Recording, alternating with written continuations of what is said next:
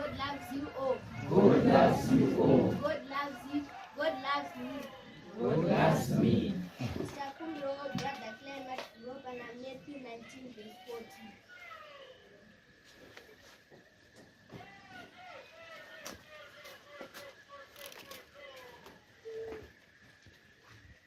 Matthew 19, verse 40. Jesus said, "Let the little children come to me, and do not hinder them, for the kingdom of heaven belongs to such as these."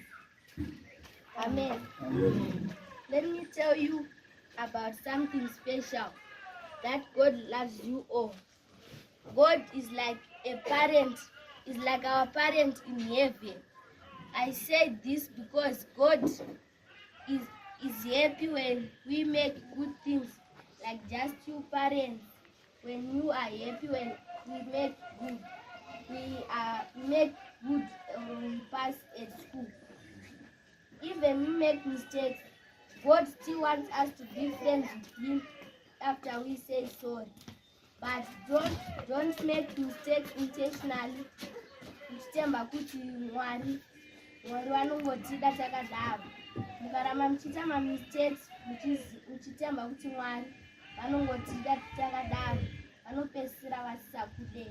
Asi ukaona kuti waita mistake, unofanira kudzoka kwavari uchiokumbira ruregerero. Sezvazvataura pana Matthew 19 verse 40, Jesus wants us to come to Him.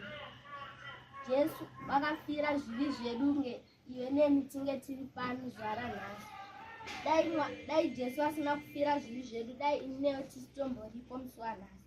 Remember, God loves you all and He wants you to love Him too. Itai mese ndichada kuti muti, God loves you all. God loves you all. God loves me. God loves me. And I will love Him too. And I will love you too. In conclusion, thank you all for listening to my sermon.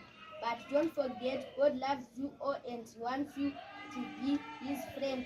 Let's all try to be kind and good always to make God happy. Muimbisi ndichakumbira uimbe hymn 210.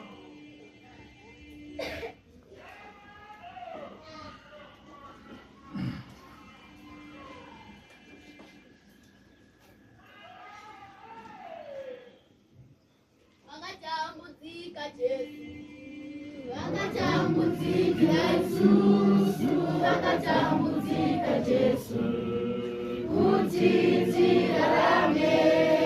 Wakatambudzika Jesu, wakatambudzikira Isusu, wakatambudzika Jesu, kuti tirarame.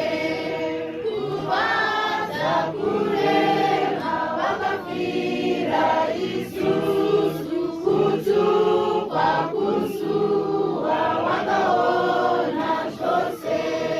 Vakasenga chinjikano vakananga Gorogota, vakaroverwa ipapo mambo madzimambo.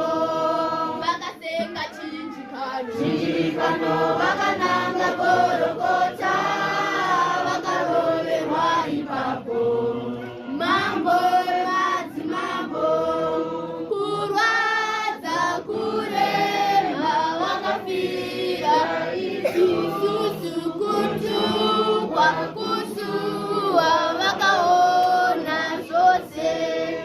Vakasenga chinjikano vakananga Gorogota, vakaroverwa ipapo mambo madzimambo. Sorry, let's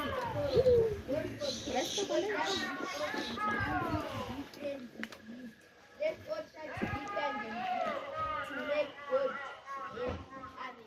Amen. Church of Christ.